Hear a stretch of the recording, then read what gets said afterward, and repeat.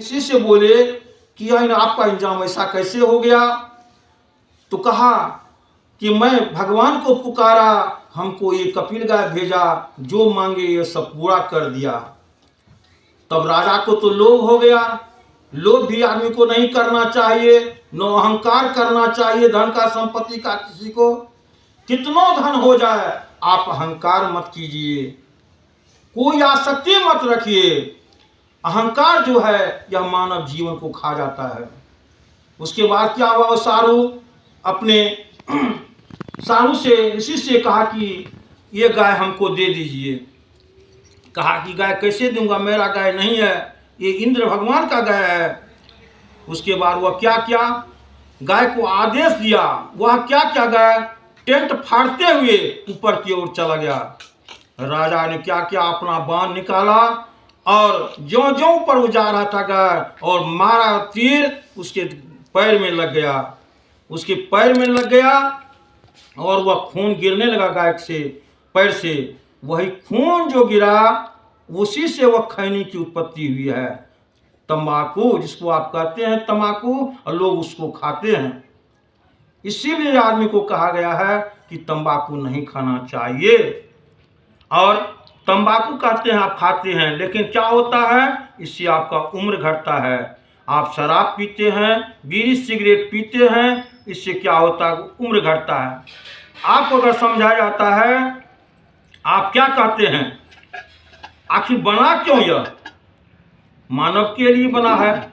तो खाओगे तो मरोगे, खाओगे तो मरोगे, और क्या होगा, मरना है सबों को, लेकिन तुम्हारी उम्र जो है वह 40 वर्ष में समाप्त हो जाता है। मैं अभी आपको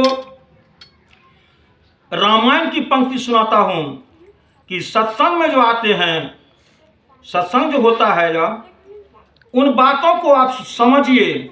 सुन समझई मन मुदित मना, मचहि अति अनुराग, लाहि चार फल अछत तनु, साधु समाज प्रिय। सत्संग की बातों को पहले सुनिए अच्छे से, उनको तब समझिए, और उनको तब अपने ऊपर उनके बातों को अपने ऊपर विचार कीजिए कि मुझे क्या करना है, नहीं करना है। रामायण की पंक्ति है, फलहीन फरहीन वेद यद्यपि, सुधावर सही जलद, मूर्ख हृदय न चेत जो, गुरु मिलहि विरंचि सम। देखिए कितना बड़ा उदाहरण है कि वेद जो है, कितनों अमृत ऐसा वर्षा हो जाए, लेकिन फिर भी वह फलता फूलता नहीं है, फरता नहीं है। उसी तरह अगर मूर्ख आदमी को बर्मा ऐसे गुरु भी मिल जाए, फिर भी वह समझता नहीं है।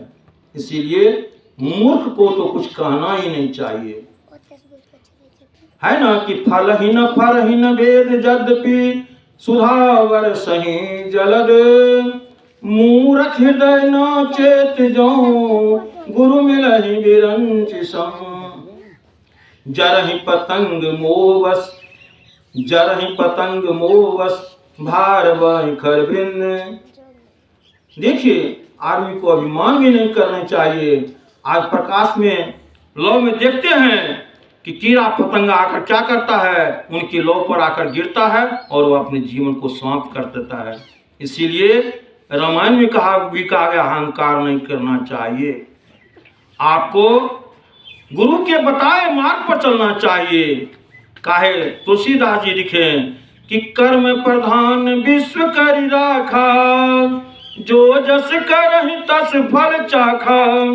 मानव का कर्म ही उत्तम होता है। आप रोइएगा पैर बबूल का, आप कहाँ से होगा आपको।